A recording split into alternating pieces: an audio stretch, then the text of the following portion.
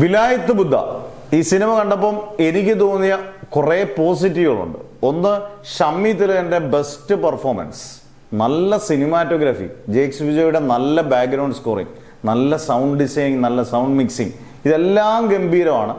പക്ഷേ ലാസ്റ്റ് ഒരു 30 മിനിറ്റ് കൊണ്ട് ആ സിനിമ എവിടെയോ എന്നില്ലാത്ത രീതിയിൽ ഒരു നമ്മൾ ഉദ്ദേശിക്കുന്ന രീതിയിൽ ഒരു ഗുമ്മോ ഒന്നും കിട്ടാതെ വന്നപ്പോഴത്തേന് ഫുള്ള് ആൾക്കാർ അതിനെ നെഗറ്റീവ് ആക്കി മാറ്റി. ഇവിടാണ് ഇത് സച്ച് ചെയ്യേണ്ടിയിരുന്ന സിനിമയാണെന്നുള്ളതാണ്.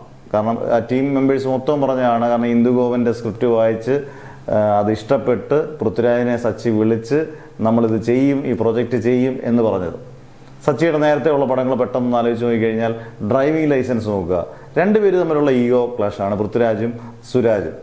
ഇനി അയ്യപ്പനും കോച്ചിയും നോക്കുക, എന്ത് ഗംഭീരമായിട്ടാണ്, അതും ഇതേ ലെങ്ത് തന്നെ ഉണ്ടെന്നുള്ളതാണ് ഇതിനകത്ത് ഏറ്റവും. 3 മണിക്കൂറിനടുത്ത് ഇത് ഒരുപക്ഷെ ഇതിനെക്കാട്ടി 1 മിനിറ്റ് കൂടുതലാണ്, നമ്മുടെ വിലായത്ത് ബുദ്ധയെക്കാട്ടി 1 മിനിറ്റ് കൂടുതലായിരിക്കും ലെങ്ത് ഏത് നമ്മുടെ അയ്യപ്പനും കോച്ചിയും. ബിജു മേനോനും നമ്മുടെ പൃഥ്വിരാജും തകർത്ത് അഭിനയിച്ചേക്കുന്ന സിനിമ. നമുക്ക് 1 സെക്കൻഡ് അത് ബോറടിച്ചു ഇല്ല. അവിടാണ് ഒരു പ്രതിഭയെ നമ്മൾ മനസ്സിലാക്കുന്നത്. നമുക്കിപ്പോൾ കണ്ണുള്ളപ്പം കണ്ണിൻ്റെ വില അറിയത്തില്ലെന്ന് പറയുന്ന പോലെ സച്ചി ഉള്ളപ്പോൾ നമുക്ക് സച്ചിയുടെ വില അത്രയും മലയാളികൾ അറിഞ്ഞിട്ടുണ്ടോ എന്ന് സംശയമാണ്.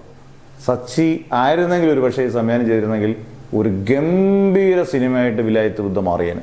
എക്കാലത്ത് എടുത്തു വെക്കാൻ പറ്റുന്ന ഒരു ക്ലാസും മാസം നിറഞ്ഞൊരു സിനിമയൊക്കെ മാറ്റിയേനെ എന്ന് ഇപ്പം നമുക്ക് തോന്നും. കാരണം അതുപോലെ നല്ലൊരു സാധനമാണ്. എടുത്ത് ലാസ്റ്റിൽ ഒരു 10-20 മിനിറ്റ് കുളവാക്കി, പ്രത്യേകിച്ചും കണ്ടവർക്കറിയാം അതിനകത്തെ പ്രതിനായകന്മാർ, വില്ലന്മാർ ലാസ്റ്റിലൊന്നും ഇല്ലാതാക്കി കളഞ്ഞു. ലാസ്റ്റിൽ ആ ഒരു 10, 20, 30 മിനിറ്റാണ് ആ സിനിമയുടെ വിധി നിർണയിച്ചത്. ഇത് സച്ചി ആയിരുന്നെങ്കിൽ നിങ്ങൾക്ക് എന്താണ് തോന്നുന്നത്? സച്ചി ആയിരുന്നത് സംവിധാനം ചെയ്തിരുന്നെങ്കിൽ എങ്ങനെ ഉണ്ടായതേനെ? എന്തായാലും നിങ്ങളുടെ കമൻസ് ഉറപ്പായിട്ടും പറയുക.